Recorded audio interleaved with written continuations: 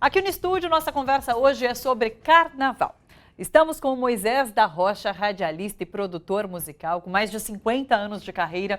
É apresentador do tradicional programa de rádio O Samba Pede Passagem, que está no ar há 40 anos. E Bruno Baronetti, historiador e autor do livro O Cardeal do Samba, Memórias de Seu Carlão do Peruche, que registra a história do fundador da Unidos do Peruche, que é embaixador do samba de São Paulo e um importante líder da comunidade negra da Zona Norte de São Paulo. Sejam muito bem-vindos. Muito obrigada pela presença aqui hoje. Eu que agradeço a presença. Obrigada. A alegria da gente estar por aqui e falar sobre carnaval e cultura popular, né? Então vamos lá, carnaval. Para vocês, qual é o grande destaque desse carnaval em relação tanto escolas de samba, Rio, São Paulo, carnaval de rua? O que vocês apontam como um grande destaque esse ano? Vamos começar com o Moisés? Para mim, o grande destaque é o povo todo nas ruas, né?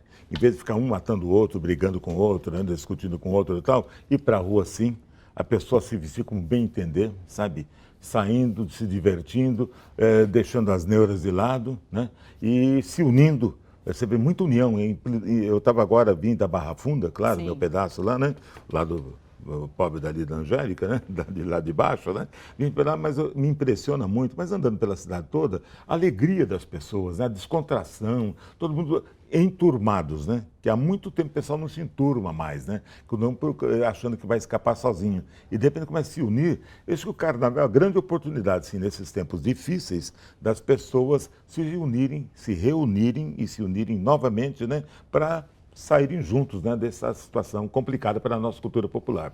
Em São Paulo, olha só, de acordo com dados da Prefeitura, a quantidade de blocos cresceu 62% nesse ano em relação ao ano passado. Eram 490 blocos ano passado, agora são 796. É muito bloco mesmo. Você acha que num momento como o Moisés fala, num momento como esse, que as pessoas estão um pouco perdidas por conta desse cenário político que a gente tem, acaba levando as pessoas a quererem se juntar, a quererem estar nas ruas juntas, a celebrar esse momento de felicidade que é o carnaval? Tem alguma relação, de fato? Claro.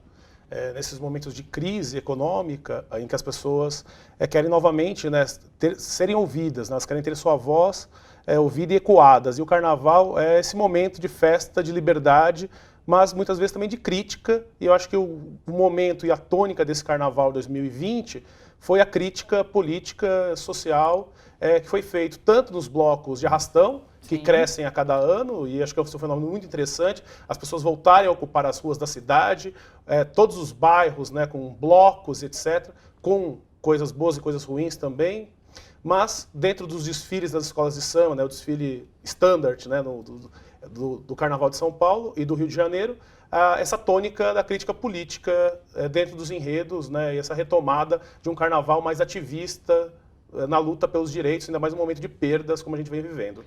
Quando os blocos de rua começaram a estourar aqui em São Paulo, teve um problema com a Vila Madalena, porque todo mundo ia para lá. Agora parece que dispersou bem, né? Tem bloquinho em tudo quanto é lugar. Isso é muito positivo, inclusive nas periferias também. Lembrar essa questão de justiça, fazer justiça aí ao Juca Ferreira, né? No período dele como secretário de Cultura, acho que foi do governo Haddad, se não me engano. E eu estava lá, participei também, houve uma espécie de congresso, um encontro, então ele trouxe pessoas de países, policiais até de países acostumados a lidar com multidão, controle, essa coisa toda tal. Não sei até que ponto que o Brasil ou os dirigentes brasileiros vão acompanhar o que foi tirado desse encontro lá, que veio pessoal do Galo da Madrugada, veio gente do Rio, veio de Israel, veio da Scotland Yard, todo mundo veio para cá para discutir e conversar lá. Eu fiz parte de uma mesa, inclusive, falando sobre a cultura popular, depois do tombamento do samba pede passagem, que está na fila também, né? Mas do carnaval e do samba como bem material do Estado, que saiu agora recentemente.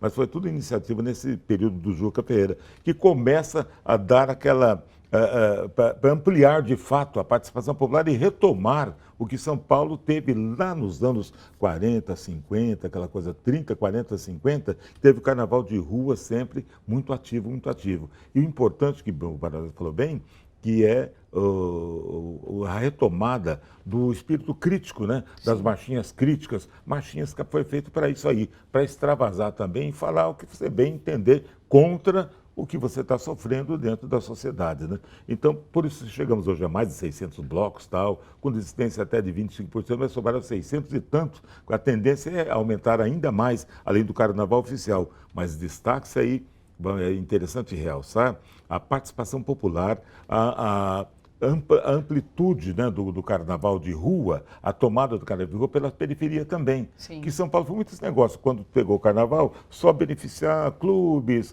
ou então jardins, aquela coisa toda. O pessoal do jardim vai para carnaval nada, né, só reclamando e tal, né? Mas é dar oportunidade também ao camarada lá das vilas, da periferia também, de fazer o seu carnaval, Sim. não é isso? Eu queria que você falasse um pouco mais, Bruno, sobre essa questão do tom crítico do carnaval esse ano. Tanto nas ruas, quanto nos sambas enredos, né, das escolas que desfilaram. E daí eu chamo a atenção, inclusive, para um tweet do Emicida hoje, que ele fala assim, olha, o samba nunca foi alienado. O pessoal precisa que as coisas sejam esfregadas na cara de um jeito gritante para perceber o óbvio. Achar que a cultura passou a fazer referência à vida difícil nas margens da cidade só recentemente é provar que cresceu jogando bola de gude no carpete. Ele fala uma coisa assim. Eu queria que você falasse um pouco sobre isso. Porque a gente fala tanto sobre esse tom crítico de sambas enredos, mas isso sempre existiu, de fato. O próprio fato dessa população negra, na primeira metade do século XX, sair às ruas, né, fantasiados, ocupando os espaços públicos, desfilando nas ruas, principais avenidas e ruas de São Paulo, e a mesma coisa no Rio, já era um ato crítico, né? Pensando aqui na perspectiva local de São Paulo, o grupo carnavalesco Barra Funda, depois o Camisa Verde e Branco, que saíam lá da Barra Funda, como o Moisés bem lembrou, atravessavam Higienópolis, né, um bairro burguês, chegavam na Avenida Paulista, ou iam para o centro da cidade, né, com um grupo de 200, 300 pessoas negras, participando e batendo seus tambores, né, mostrando, né, as suas músicas. Isso já era uma postura crítica. Sim. Então isso é histórico no carnaval, né? Ele vem com essa postura de ocupar as ruas e de ter um tom crítico. Depois que vem esse modelo de escolas de samba, esse modelo também vem sempre num tom crítico. Você pegar enredos históricos da Império Serrano, no Rio de Janeiro, você pegar Unidos do Peruche, aqui em São Paulo, pegar Camisa Verde e Branco, Vai, Mocidade, todas elas sempre tiveram, né, enredos e temas, né, muito politizados, né? E as lideranças negras das escolas de samba sempre foram lideranças politizadas e muitas atuando, né, politicamente dentro dessa política macro, inclusive. Sim. Moisés, fazendo um comparativo entre o antes e o agora, dá para dizer que está mais político ou não?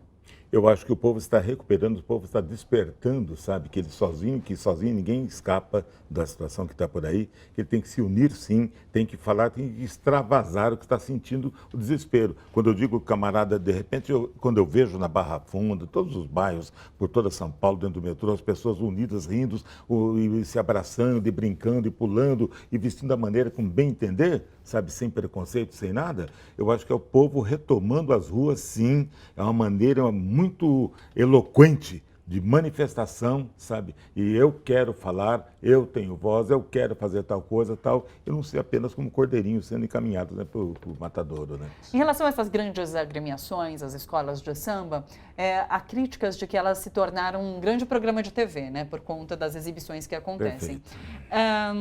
E por conta disso, justamente, há um medo de se mexer em temas espinhosos ou que não estão muito bem superados na sociedade? Ou não? As escolas estão aí mostrando, Mangueira, por exemplo, colocando um Jesus negro, um Jesus gay, uma Jesus mulher. O porquê disso estar acontecendo agora? Se superou essa questão de ser um programa de TV, de fato? Acho que é um processo de amadurecimento mesmo, né, das escolas perceberem que elas podem ocupar esses espaços políticos sem medo de perda de patrocínio, sem perder o filão, né, que elas têm, sim, inclusive financeiro. A gente percebe nos anos 80, né, nos anos 70, enredos muito críticos, essa pegada um pouco mais pesada. No começo dos anos 2000, quando vem essa questão dos enredos patrocináveis, muitas escolas aderem a isso, a empresas, a homenagem a personalidades, né, do mundo da mídia. E isso dá um pouco a tônica do desfile durante alguns anos em algumas agremiações. Mas, por exemplo, mesmo em 88, né, dos 100 anos da abolição, muitas escolas vieram falando sobre essa questão da abolição inacabada, né, sobre essa questão do racismo institucional e estrutural na sociedade. Né? Os desfiles das escolas menores, né, como o Moisés está lembrando aqui, da UESP, sempre tiveram essa tônica crítica, mas esse desfile do grupo especial, que acaba sendo o discurso mais visibilizado, né? Porque além do grupo especial, existem outros 5 grupos das escolas de samba em São Paulo e no Rio de Janeiro, e acabam ficando invisibilizados. Então elas nunca deixaram de colocar o dedo na ferida. Mas essas escolas do grupo especial, durante algum tempo, algumas até optaram por esses enredos mais comerciais. Mas eu acho que agora é um amadurecimento, e nos momentos de crise econômica, nos momentos de perda de direitos, o samba, sempre crítico como foi, jamais ia deixar, né, de estar na luta por manter os direitos da população brasileira. Vocês assistiram, acompanharam, tem alguns destaques a fazer? Porque, por exemplo, a São Clemente, que trouxe hoje a grande notícia, é a Adnet ali imitando Bolsonaro na São Clemente. O que vocês acharam? Da própria Mangueira, que também fez esse desfile bastante crítico. Por outro lado, eu vejo muitos analistas falando muito bem da Viradouro, por exemplo, da Grande Rio, que agora foi apontada pela Globo também, né, como uma das favoritas. O que vocês têm a apontar sobre como foi esse carnaval e quem serão os grandes vitoriosos? Posso falar, Moisés? Opa! Eu acompanhei muito o desfile de São Paulo, né? Tá. Do Rio eu acompanhei pela televisão, então eu não confio muito na cobertura da Globo, porque muitas vezes pegam aspectos que não são os principais que os carnavalescos buscam, né? Mas o enredo da Mangueira, ele pegou essa questão, né, do Jesus Cristo, pegar a história de Jesus Cristo uma perspectiva periférica, e isso é genial, eu gostei muito desse desfile. Já o desfile da São Clemente, optou por uma crítica, tanto de Vigário Geral no grupo de acesso, quanto da São Clemente, por uma crítica um pouco mais de sátira mesmo, de ridicularização. Né, a alegoria do Bozo na Vigário Geral é isso, né, a sátira pura e simples, né, escrachada, e que também é uma opção de humor próprio do Adnet, faz isso muito bem, esse humor mais escrachado. Eu acho que isso também é importante, né, mas eu acho que o da Mangueira é uma crítica muito mais sofisticada e eu acho que tende a encantar mais os jurados, por exemplo, pensando na perspectiva de campeonato. Sim. Aqui em São Paulo, a Águia de Ouro homenageou os professores, né, fez um enredo lindo sobre Paulo Freire. A Tom Maior, não, qualquer coisa de preto, foi uma coisa contagiante. O último carro com a Marielle foi também uma coisa espetacular. A própria Mancha Verde, né, que é apontada aí por muitos, né, como uma escola ligada, né, ao Palmeiras, e o Palmeiras tem uma relação, né, com a Crefisa, com patrocinadores e com o governo Bolsonaro, fez um enredo crítico, trouxe uma ala mostrando as empregadas domésticas do Paulo Guedes. Que bacana, então, cada escola trouxe aí alguns elementos muito importantes e que deram a tônica desse desfile. No grupo de acesso, a Mocidade Unida da Moca fez um enredo maravilhoso sobre Abdias do Nascimento, que eu acho que foi o enredo mais marcante desse carnaval de São Paulo. O grupo 1 ontem, né, com a Unidos do Peruche desfilando sobre o Ubuntu, um desfile maravilhoso, seu Carlão com 90 anos de idade, desfilando, conduzindo a escola, uma coisa muito linda, marcando isso. E, por último, a camisa 12, o verso final do samba enredo deles era assim: a favela vai vencer o mal. Que eu acho que essa é a tônica do Carnaval 2020, a favela vai vencer o mal e vai recuperar os direitos e vamos partir aí para um novo ciclo de prosperidade. Sim. Moisés? Eu queria colocar eu tenho uma preocupação muito grande mesmo, profunda mesmo, tal, com um militante nessa coisa toda tal.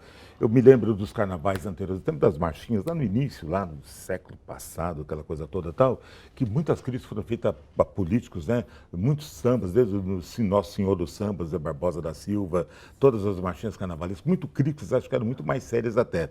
Mas na atualidade, quando eu vejo o carnaval assim meio misturado, né? Porque você finge que combate uma coisa que é o mal para a sociedade e de repente do carnaval parece que une todo mundo, os governantes estão todos juntos, sentados junto com aquele mal que fez tal, que patrocina o carnaval, com essa coisa toda, que não dá para fugir disso aí, são realidades, eu não sou eu que estou inventando. Sim. Só me preocupa muito que isso não vire modismo, porque o que a TV dominante faz sempre? E aproveitar o que é coisa popular e vira modismo. Sim, tudo que nasce do povo, copia de fato tal e joga tal, e o povo entra e se engana e vai, embarca nisso aí e tritura. Assim aconteceu com o pagode também, com o samba na virada do samba do pessoal do Cacique de Ramos, que chega, essa marco na história do samba, por exemplo, onde o samba Passagem tem uma presença marcante aí também, tivemos a oportunidade, Mas me preocupa muito, porque quem começou fazendo samba raiz, falando sobre comunidade, falando sobre temas sociais, pensando alguma coisa, fazer uma festa saindo sempre só de balançar a bundinha, aquela coisa toda e tal, foi levado para um lado, virou sambinha, virou pagodinho, e o pessoal raiz, como fundo e tal, ficaram bem alijados, calejado, tá? Porque se não pagar, não toca em lugar nenhum também. As emissoras não tocam também. Essa é a minha preocupação, que é aquela velha história que teve, foi um tema de teatro, inclusive, o homem que virou suco, né? O homem virou suco. Pega tudo que pintou, e na história da cultura popular sempre acontece isso aí. Isso vem lá do machixe, vem lá do chorinho, do preconceito contra o negro, contra o pobre, contra a cultura popular, veio de lá. Por quê? Primeiro, a sociedade dominante, ela torce o nariz. E os canais dominantes torcem o nariz também, não tocam de jeito nenhum. Como explodiu, aí não tem jeito, tem que pegar por quem que está dando resultado, está dando dinheiro, está dando retorno. Então pega e traz todo mundo, bota todo dia na TV, todo dia, vai, torce, espremeu, virou suco, não tem mais nada, aí acabou. Esse é o grande perigo, porque quando você vê que os nossos algozes e as pessoas que estão fazendo mal, né? Você está militando, para não falar miliciano, você está militando, né? Não vou falar miliciano, estou falando militando no outro lugar. De repente você está na avenida, junto com o governo, então algo está errado. Sim. Algo está errado. Só que o povo que está, não estou falando em blocos aqui, mas o povo está se divertindo, a escola que está fazendo, e de repente me preocupa muito, eu louvo, claro, né, os temas enredos das escolas de samba, desde lá do século passado, até o atual, quando assumem sim e denunciam e falam coisas, não sei o quê, mas o problema todo é não virar modismo, né? Sim. Porque vira modismo, esse ano é Marielle, o ano que vem o que é? É Paraisópolis, no outro ano vai ser Pirituba, outro ano tal. E agora, Marielle já ficou, ninguém investigou nada, ninguém sabe o que aconteceu, e vai. Eu acho que isso ajuda muito a diluir, sabe? Banalizar, de banalizar. Fato. Sim. É banalizar. Passou. Essa é a minha preocupação com os temas. De repente, todas as escolas, porque virou moda, né? Que deu certo na Tuiuti, deu certo na Mangueira, deu certo aqui. Opa, vamos fazer também. Opa, vamos fazer que vai dar certo. Tá todo mundo querendo, não sei o quê. Agora, há de fato alguém preocupado por detrás de tudo isso aí, com a transformação de fato, elucidação de coisas, de fato, tal, não sei o quê. Tem fatos aí que estão sendo celebrados, foram celebrados em escola de samba, tal, não sei o quê, e até hoje você não sabe o que aconteceu de fato. Ninguém fala. Aliás, Bruno, a gente está falando sobre esses sambas enredos críticos e politicamente bastante contundentes. Na história do Carnaval, tem algum grande vencedor que foi bastante crítico ou esses sambas enredos acabam relegados? Na verdade, a Mangueira ano passado, né? A Mangueira ano passado, tá certo. Tem mais histórias por aí. É verdade. Tuiuti também, com vice também. Ou seja, eles não são relegados por conta de tocar na ferida, Império não. Serrano, nos anos 80, nos anos 60. O grande problema Salgueiro. é você falar só na ocasião do Carnaval e passou o Carnaval, ninguém Exato. mais se fala mais isso aí. Sim. Os meios de comunicação não vão falar mais.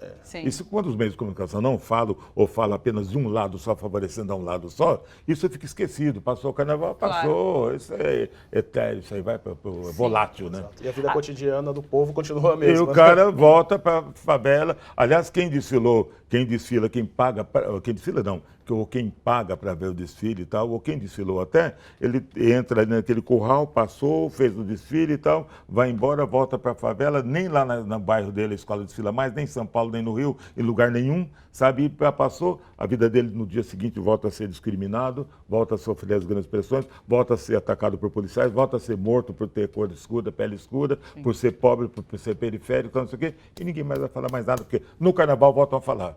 Aí no Carnaval é o grande momento, né? Sim, para além disso, tem uma questão da representatividade. Você citou a Tom Maior, eu vi que uma das críticas que foi feita em relação a Tom Maior é a ter muito destaque branco. Então, você está falando ali da história da população negra e você coloca um monte de destaque branco. Ouvi algumas outras escolas sendo criticadas por isso, de rainha da bateria, as grandes musas serem todas brancas. Existe, de fato, essa crítica? Essas grandes escolas, né, passam por um processo, o Moisés sabe melhor do que eu, de embranquecimento histórico, né, São Moisés. Desde os anos 70, 80, 90, as lideranças negras, né, vão envelhecendo e vão sendo substituídas aí muito por lideranças brancas dentro, sim, das escolas. É um fenômeno imanente, sobretudo nas grandes escolas, né? Mas por outro lado, há uma resistência e há uma comunidade negra que mantém essas escolas, né? Só que acontece, destaque também aquilo que é colocado ali para ser visto e televisionado. Sim. Mas todos que estão ali estão sendo destaque, né? Sim. O problema todo, querido, não é ser branco, não tem problema nenhum ser branco. Só que precisava ser da comunidade. Sim. O problema é não ser da comunidade. Exato. E quando o poder televisivo, midiático, ele toma conta do espetáculo, de todos os espetáculos populares, eles tomam se assenioriam do espetáculo todo, eles passam a colocar quem eles bem entendem. Se eu tenho um visual televisivo, né? Você vai, então, para o televisivo global, aquela coisa toda, você vai. Quem que vai? As rainhas de bateria, hoje todas, você vai encontrar em São Paulo, acho que tem uma, tipo, acho que uma comunidade aí, a Mocidade Alegre, né? Sim. Acho que é a Aline, o nome dela até. Mas no restante, tudo você vai, são ou pagam para participar, ou ganham para participar. Pega um personal trainer, você entendeu? Treina uns passinhos, balança a perna para cá, levanta a perna para lá, e a TV, os meios de comunicação não focalizam mais o cara da comunidade, que o cara vai estar sem dente, o cara não vai estar com a roupa adequada, não vai estar com o corpinho no tanquinho. As perguntas sempre, mas quando é que você arrumou esse tanquinho? Puxa vida, como é que você faz? São as grandes, as belezas que estão aí na televisão meio imediato. Esse é o problema todo. Sim. Não é problema de cor, não tem problema. Podia ser japonês, asiático, sabe, negro, índio, tal, qualquer um, não precisa ser negro, não. Só precisava ser da comunidade de fato. E as pessoas vêm, invadiram, tomaram de conta. Esse já é uma outra história, não dá tempo para conversar tudo agora. Não dá tempo sim, mas a gente vai para o intervalo, depois a gente retoma tudo isso, tá bom? Obrigado. Pessoal, fica por aí, daqui a pouquinho a gente volta. Até já.